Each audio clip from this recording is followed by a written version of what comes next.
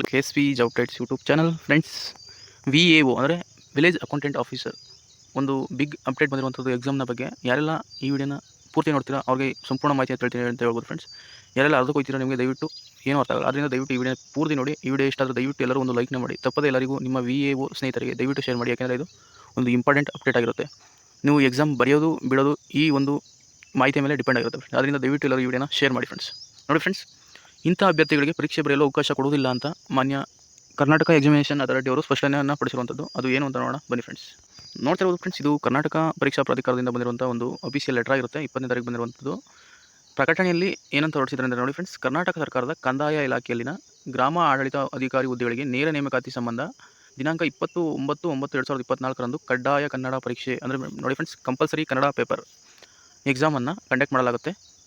ವೇಳಾಪಟ್ಟಿಯನ್ನು ಈಗಾಗಲೇ ವೆಬ್ಸೈಟ್ನಲ್ಲಿ ಪ್ರಕಟಿಸಲಾಗಿರುತ್ತೆ. ನೋಡಿ ಫ್ರೆಂಡ್ಸ್, ಭಾಷಾ ಪರೀಕ್ಷೆಗೆ ಹಾಜರಾಗಿ 150 ಅಂಕಗಳಿಗೆ ಕನಿಷ್ಠ 50 ಅಂಕಗಳನ್ನು ಗಳಿಸಿದರೆ ಮಾತ್ರ ನೀವು ಪರೀಕ್ಷೆಗೆ ಎಲಿಜಿಬಲ್ ಆಗ್ತೀರಾ ಫ್ರೆಂಡ್ಸ್. ನೋಡಿ ಫ್ರೆಂಡ್ಸ್, ಇದು ವೆರಿ ಇಂಪಾರ್ಟೆಂಟು. 150 ಮಾರ್ಕ್ಸಿನ ಕಡ್ಡಾಯ ಕನ್ನಡ ಪರೀಕ್ಷೆಯಲ್ಲಿ ನೀವು 50 ಮಾರ್ಕ್ಸ್ ತೆಗೆದ್ರೆ ಮಾತ್ರ ಕಾಂಪಿಟೇಟಿವ್ ಎಕ್ಸಾಮ್ ಅಂದರೆ ಅಕ್ಟೋಬರ್ 27ನೇ ತಾರೀಕು ನಡೆಯುವಂಥ ಕಾಂಪಿಟೇಟಿವ್ ಎಕ್ಸಾಮ್ ಅಂದರೆ GK ಮತ್ತು ಕಮ್ಯುನಿಕೇಷನ್ ಪೇಪರ್ಗೆ ಎಲಿಜಿಬಲ್ ಆಗ್ತೀರಿ. ಇದರಲ್ಲಿ ಯಾರೆಲ್ಲ 50ರ ಒಳಗೆ ತಗೊಂಡು ನೀವು ಫೇಲ್ ಆಗ್ತೀರಾ, ನೀವು ಆ ಪರೀಕ್ಷೆಯನ್ನು ಬರೆಯಲು ಅನರ್ಹರಾಗ್ತೀರಿ ಅಂತ ಒಂದು ಸ್ಪಷ್ಟನೆಯನ್ನು ಕೊಟ್ಟಿರುವಂಥದ್ದು ಫ್ರೆಂಡ್ಸ್. ಆದ್ದರಿಂದ ನೋಡಿ ಫ್ರೆಂಡ್ಸ್, ಮತ್ತು ಯಾರೆಲ್ಲ ಗೈರುಹಾಜರಾಗಿ ನಾವು ಮೇನ್ ಪರೀಕ್ಷೆ ಬರಿತೀವಿ ಅಂದರೆ ಅದಕ್ಕೂ ಅವಕಾಶ ಇಲ್ಲ ಫ್ರೆಂಡ್ಸ್.